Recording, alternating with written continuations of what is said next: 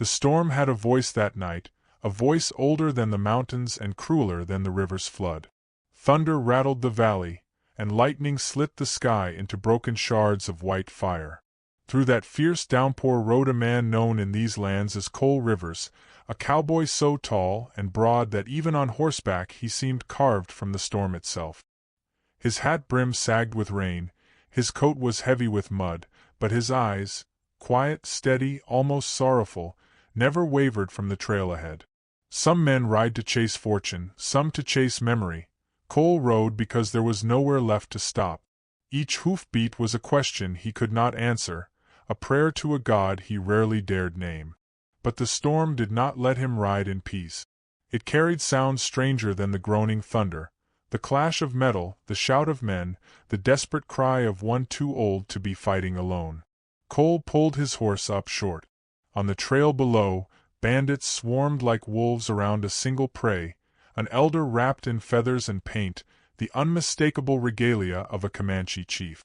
The man fought bravely, knife in hand, but blood already stained his side.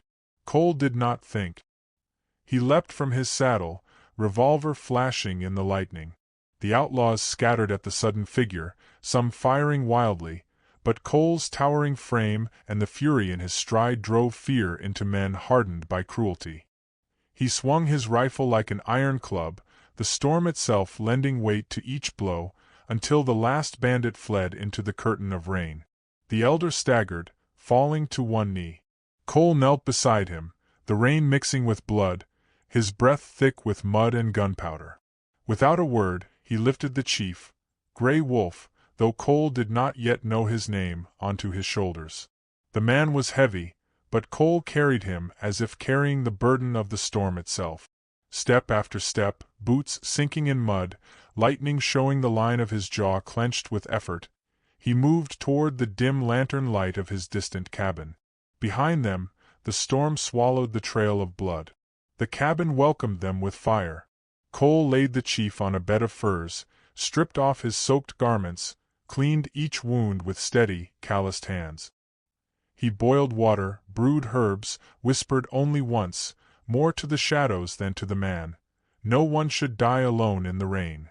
Through the night, while the storm clawed at the roof, Cole kept the fire alive, kept the man alive, feeding him sips of water, wrapping him in wool, watching his chest rise and fall as if tethered by the thinnest thread.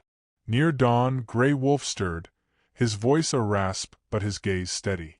"You saved not only my life," he whispered, "but my honor." Cole shook his head gently. "I did only what I pray another man would do for me." Yet even as he said it, something heavier than thanks settled between them, a debt neither spoke aloud. Morning came clear and bright, the valley washed in silver light. Cole stepped outside to breathe air cleansed by storm.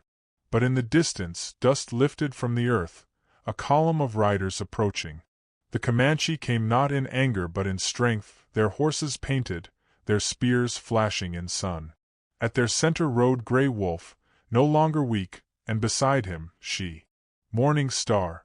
Her name he would not hear until later, but her presence struck him as sharply as lightning had split the sky. She sat tall on her horse, hair glistening, eyes calm and bright as dawn itself. When she looked at him, the noise of hooves fell away. Gray Wolf dismounted, his voice carrying weight of both gratitude and pride. "Last night you saved my life. Today I have come with my daughter to thank you." Morning Star's gaze met Cole's, and though no words passed, something unspoken stirred. It was not sudden love, but recognition, as if two rivers had noticed they were meant to join. Cole felt the weight of her eyes and knew the storm was not behind him. It had only changed its shape. In the days that followed, paths crossed more often than chance alone. Morning Star lingered near the cabin, teaching Cole the pull of a bowstring, laughing when his arrows strayed. He, in turn, placed her hands on reins, guiding her in the ways of cattle.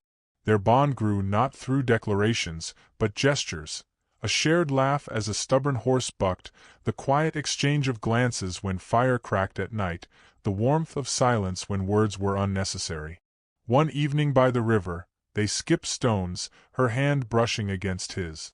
Both froze, staring into water that reflected not stones, but faces closer than they had dared.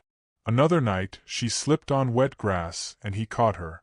Her hair brushed his face, her breath lingered, yet he let her go, because restraint itself was its own kind of reverence. Rain found them again.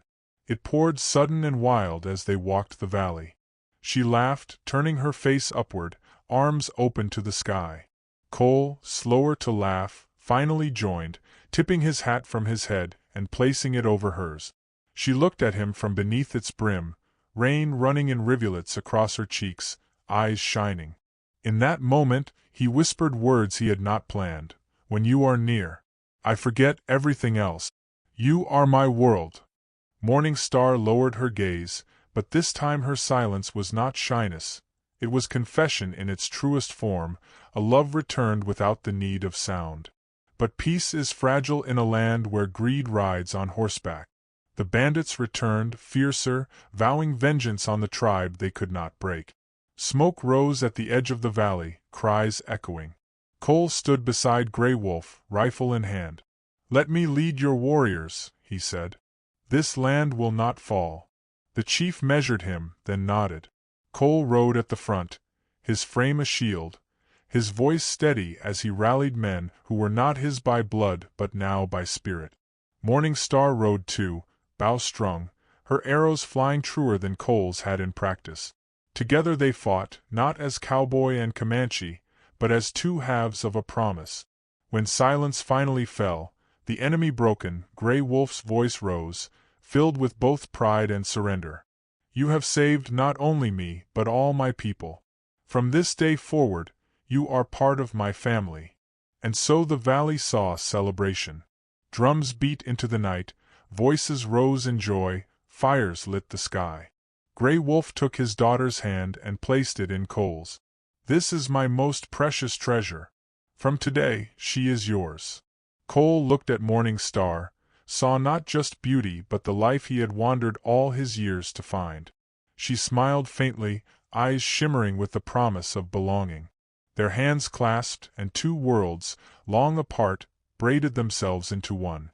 Years later, the storms had gentled. A small home stood in a green valley, smoke curling from its chimney. Morning Star sat outside, cradling a newborn son whose eyes held the light of both dawn and river. Cole lifted the boy, laughing as tiny fingers tugged at his hat. Around them gathered townsfolk and tribe, no longer divided but joined in laughter, in life.